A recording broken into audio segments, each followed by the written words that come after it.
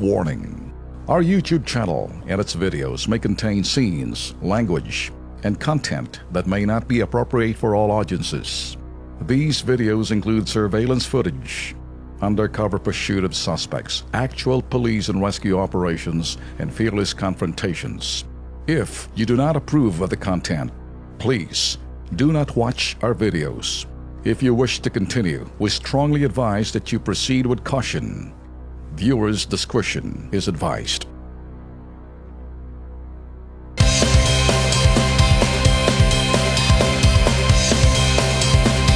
Ngayong gabi, kasama po natin sa studio ngayon po si Romeo Chavez. Mula po yan sa Barangay Pulong Buhangin sa Santa Maria, Bulacan.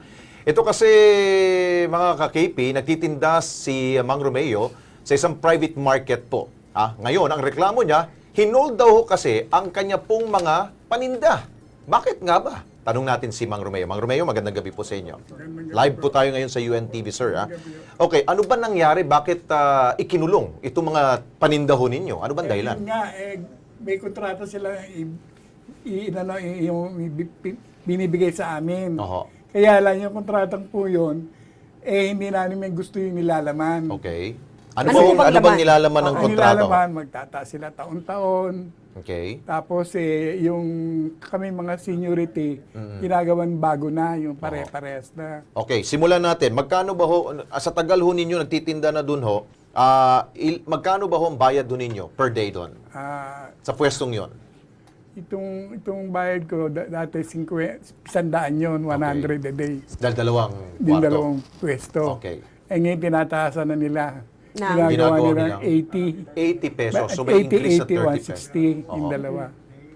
So may increase na 30 pesos Opo. na hindi ho ninyo nagustuhan. Ayun yun Kayo nga. po ba'y kinonsulta ho dito bago sila nagtaas? Hindi po. Bigla na lang sila nagtaas ng ng rente. So anong dahilan ho? Tinanong ba ho ninyo bakit ho nila dinamay pa yung mga paninda ho ninyo? Baka may utang ho siguro ho kayo. Ayun ang sabi nila kasi, sabi, nung meron kami presidente sa parang samahan na sabi, nag-meeting, sige kapag hindi kayo pumirma sa kontrata, ipapadla kayo. Yun ang sabi. Ilan ho ba kayo? Kayo lang bang natatanging umayaw dyan sa kontratang yan? Marami po kami, kaya lang, ang pinili lang nila yung talagang sasaraduan nila. Pinili lang talaga. Pinili lang. So ilan ho kayong mapalad na yung hipag ko, ako, saka yung isang may grocery, at saka isang nagyunyog. Okay, so gaano katagal nang hino-hostage yung mga paninda ninyo? Ang mga magti 3 years na nga. Ha? Magti 3 years na. 3 years na. Dapat kumita ka na nun, no? Sa tagal na ng panahon. Yun nga problema ko, yung tinda ko, doon sa kabila, wala na akong tinda dahil kasi 5-6 lang inuutang ko para magkaroon ng tinda. Oo. Hindi nakakayanan ng Hindi naman po perishable yung tinda nyo. Plasticware. Plasticware. So Plasticware, pwedeng 3 years magtagal oo. doon. Pero bakit ho kayo dumulog sa Kilos Pronto? Para kasi yung inilapit ko na nga sa kanila ay kasi nagkaso kami. Ngayon na-reject yung aming kaso. What do you mean kaso? Inilapit to niyo sa barangay? Hindi na ina-attend yun. Kaya napunta na sa husgado. Okay, oo. Hindi sila, wala silang, yung bang na-reject nga yung kaso namin, kasi doon nga sa, hindi daw tama yung inano ng attorney sa pag ng binigay na kaso. Ngayon, ang ginawa ko, hindi na ako hindi na ako lumaban.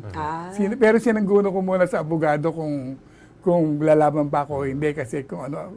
Hindi na kayo lalaban? Hindi na ako nag-file po ulit ng kaso. Pagpatuloy. Pero yung dalawa po, pinagpatuloy nila. Okay. Pero ang gusto ho ninyo mangyari ho, ay gusto lang ninyo makuha yung mga Yun produkto, ganun nga, yung paninda ho yung aking ninyo. paninda. Okay, nasa linya ho ngayon si Attorney Efren Gumatay. Siya po ay mula sa City Office Administrator po ng Santa Maria, Bulacan.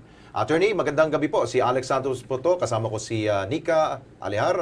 Live po tayo sa UNTV, sir. Kilos Pronto po to. Good evening po, Sir Alex.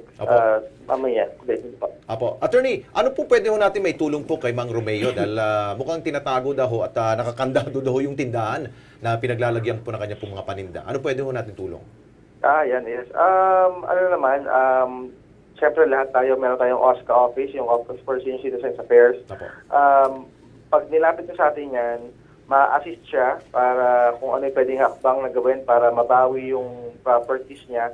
Pero kasi I understand, sinabi niya no, na nagkaroon ng case. So, aside from that, kakaroon natin kung ano yung case, kung ano nangyari, at baka syempre may mga legalities na involved na hindi natin alam.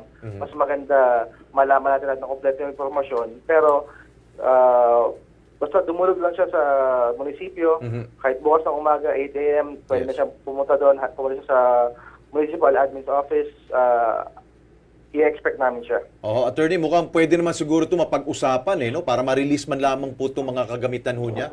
Attorney, no? So, yes, most probably. Kaya lang kasi parang narinig ko kanina, nagbarangay na, nagkasuhan na. Pero we can hope for the best syempre lagi na sana ma-resolve lang na maayos at ma-release.